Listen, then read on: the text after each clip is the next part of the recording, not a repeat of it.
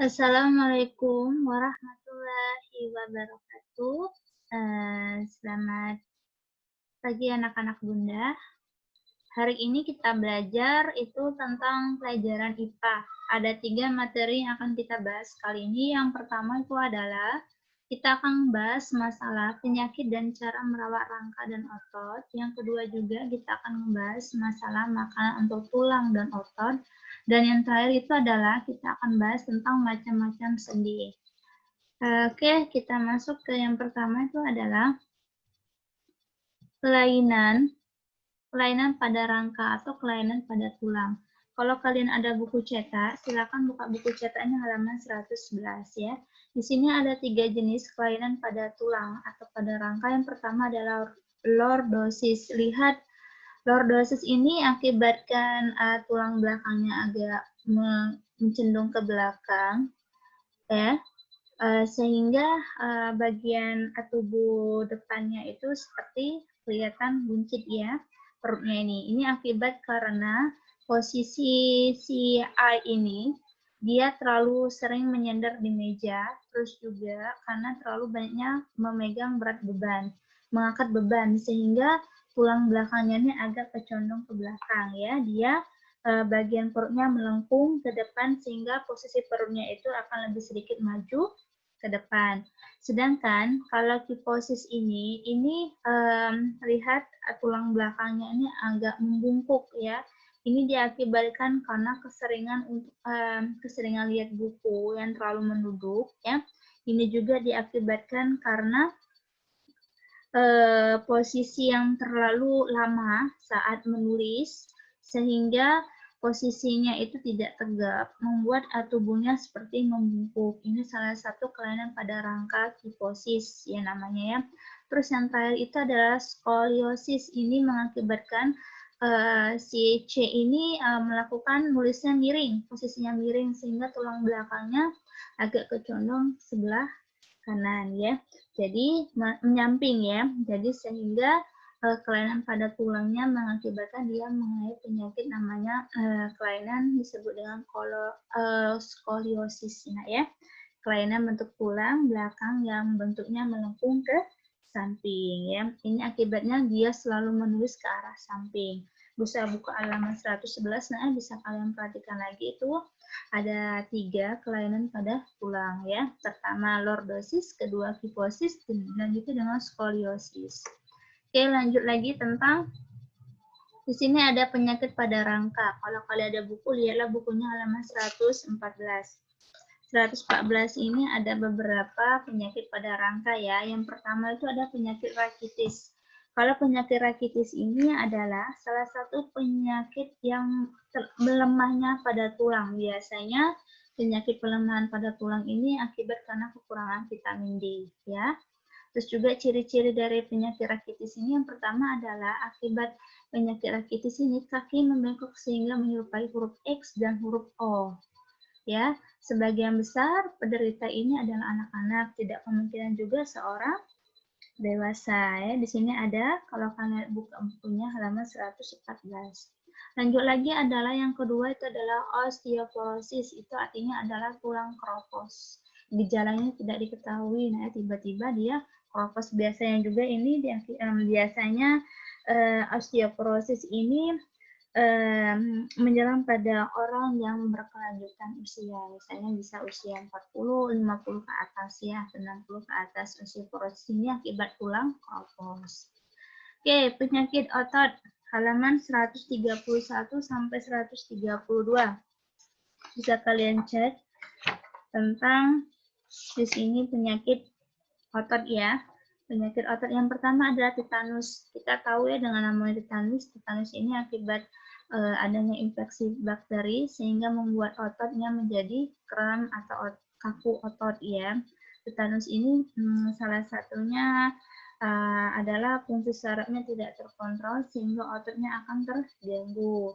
Terus lanjut lagi yang kedua adalah polio. Polio itu adalah sistem saraf akibat virus. Jadi polio itu diakibatkan karena adanya virus. Ciri-cirinya ada dia batuk, ya, demam. Demam itu disertai di otot, demam itu disertai gejala seperti kaki dan bagian terasa sakit ya.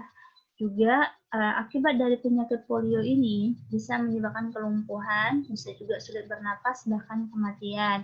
Lanjut itu adalah kaku leher. Biasanya kaku leher ini akibat dari terjadinya kram pada otot kita, ya. Ketika kelamaan kita tidur sebelah kiri atau kita posisi tidur yang tidak benar sehingga mengakibatkan kaku leher. Atrofil otot ini artinya adalah menyusutnya bentuk otot. Jadi yang biasanya ototnya stabil tiba-tiba menyusut, ya itu disebut dengan atrofi otot. Terus yang kelima itu adalah penyakitnya adalah hipertrofi otot, ditandai dengan meningkatnya bentuk otot. Kalau atrofi otot itu menyusutnya bentuk otot, sedangkan hipertrofi otot itu adalah ditandai dengan meningkatnya bentuk otot. Bukan ototnya bagus ya, tapi ototnya itu ditandai dengan kelainan, jadi lebih besar. Disebut dengan hipertrofi. Jadi ada 5 jenis penyakit otot, salah satunya tetanus, polio, kaku leher, atrofi otot, dan hipertrofi. Kalau ada buku silakan dibuka bukunya halaman 131 sampai 132. Oke, sekarang kita lanjut ke fungsi tulang. Ya, ada tulang, ada otot. Kita tahu kalau fungsi tulang itu adalah membentuk tubuh, ya. Juga melindungi organ-organ dalam tubuh kita, seperti jantung, seluruh organ yang ada dalam tubuh kita, nah ya, paru-paru, ya. Sedangkan otot itu fungsinya adalah menggerakkan tubuh dan membentuk postur tubuh. Jadi kalau tidak ada otot, tidak akan ada namanya menggerakkan tubuh dan tidak ada namanya bentuk postur tubuh manusia. Oke, sekarang tadi kita udah bahas masalah tulang, udah bahas masalah otot. Ternyata ada nutrisi yang perlu diperhatikan ketika kita untuk pertumbuhan tulang dan otot agar tulang dan otot kita menjadi kuat. Pertama adalah kalsium. Kalsium itu adalah mineral penting yang bermanfaat untuk pertumbuhan dan pemeliharaan tulang serta gigi. Dilanjutkan lagi dengan magnesium, itu adalah mineral yang dibutuhkan dalam perkembangan struktur tulang manusia. Jadi dia harus mengandung kalsium, nah ya.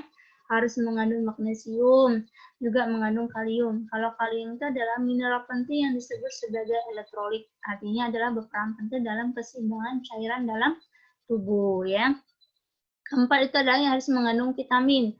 Jadi suatu senyawa zat kompleks yang sangat dibutuhkan oleh tubuh kita yang berfungsi untuk membantu pengaturan dan proses kegiatan tubuh.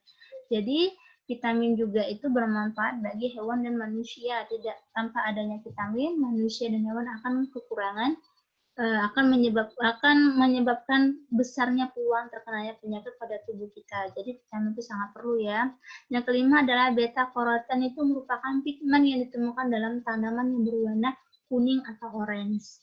Lanjut lagi protein. Kalau protein itu adalah punya fungsi macam-macam bagi tubuh, yaitu sebagai enzim, sebagai pengatur pergerakan, sebagai pertahanan tubuh, dan alat pengangkut. Oke, nutrisi dapat diperoleh dengan mengkonsumsi makanan sehat. Jadi, tadi kata Bunda perlu yang namanya vitamin, perlu yang namanya tadi itu apa? Beta karoten, perlunya tadi kalsium, perlunya magnesium, perlunya kalium, itu bisa kita peroleh dari beberapa jenis makanan yang harus kita konsumsi. Salah satunya adalah susu.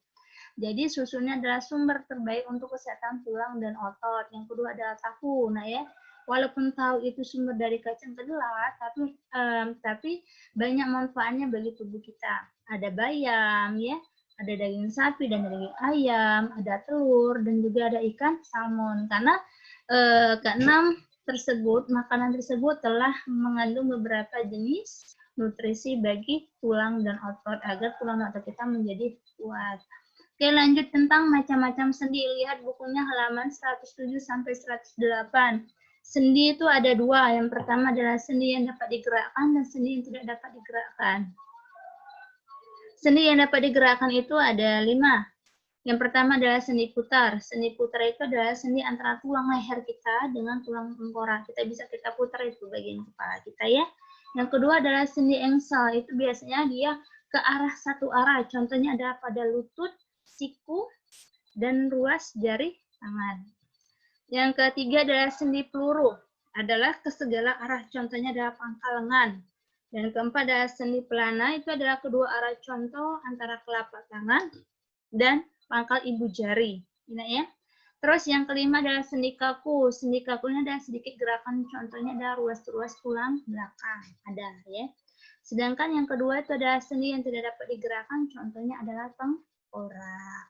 Oke, itu saja penjelasan dari Bunda mengenai beberapa tentang penyakit rangka otot, itu juga tentang konsumsi yang harus kita konsumsi untuk tulang dan otot agar tulang kita menjadi kuat, dan juga kita sedang bahas tentang macam-macam sendi.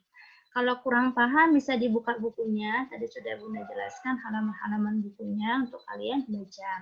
Oke, sampai di sini saja penjelasan dari Bunda. Nanti Bunda lanjutkan tentang latihan di grup WA.